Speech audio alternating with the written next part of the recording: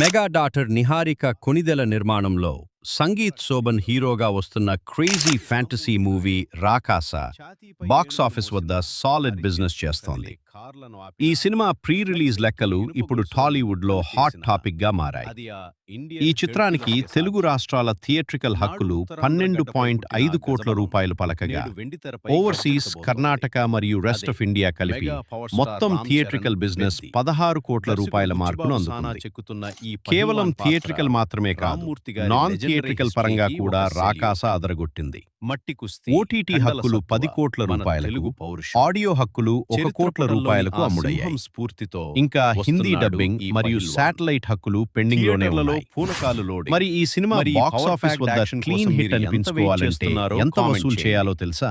మరిన్ని updates theatrical run ద్వారా కనీసం 17 కోట్ల రూపాయల షేర్ అంటే సుమారు 32 కోట్ల రూపాయల గ్రాస్ వసూలు చేయాల్సి ఉంటుంది.